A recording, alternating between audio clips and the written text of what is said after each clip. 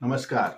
आप देख रहे हैं गब्बर की पसंद और गब्बर की पसंद में आज हम बात कर रहे हैं YRF एंटरटेनमेंट द्वारा बनाई गई web series the railway man की, जो नेटफ्लिक्स पर हाल ही में रिलीज हुई है। नेटफ्लिक्स पर रिलीज हुई द रेलवे मैन कहानी है 1984 मध्य प्रदेश के भोपाल में हुई एक ऐसे हादसे की जिसने 15,000 से अधिक लोगों की जान ले ली। जान भी साधारण तरीके से नहीं, तड़फा तड़फा कर। भोपाल में स्थित यूनियन कार्बाइड फैक्ट्री एक पेस्टिसाइड बनाने वाली फैक्ट्री थी जो अमेरिका की थी।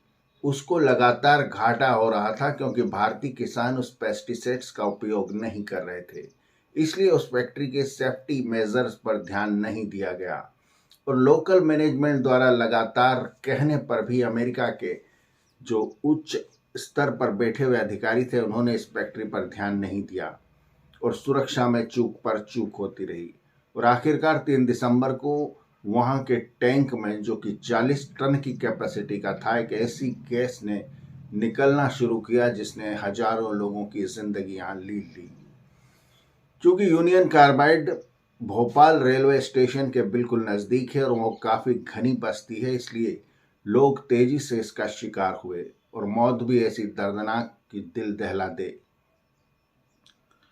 इसी घटना को पेश किया है वेब सीरीज रेलवे मैन ने। द रेलवे मैन को डायरेक्ट किया है शिव रवेल ने और लेखक है आयुष गुप्ता और दोनों ने जबरदस्त काम किया है। कहानी में के मेनन, आर माधवन, दिव्येंदु भट्टाचार्य जैसे कलाकार हैं जिनका अभिनय देखने योग्य है। फिल्म अपने मकसद में कामयाब होती है और 1984 की इस रात का सजीव चित्रण कर देती है जिसमें पीढ़ियों तक दर्द सहने वाले ऐसे हजारों लोग थे जिन्हें इसके इस त्रासदी का शिकार हुए।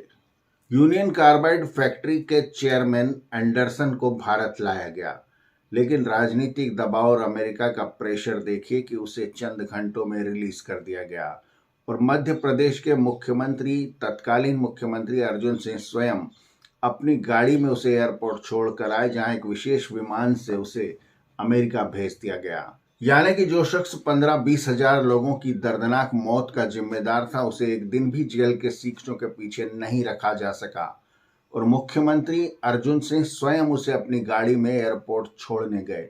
इस बात पर काफी बवाल मचा, लेकिन कुछ नहीं हुआ।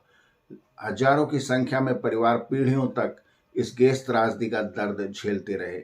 द रेलवे मैन इस त्रासदी को बिल्कुल सच्चे ढंग से पेश करने में कामयाब रही है।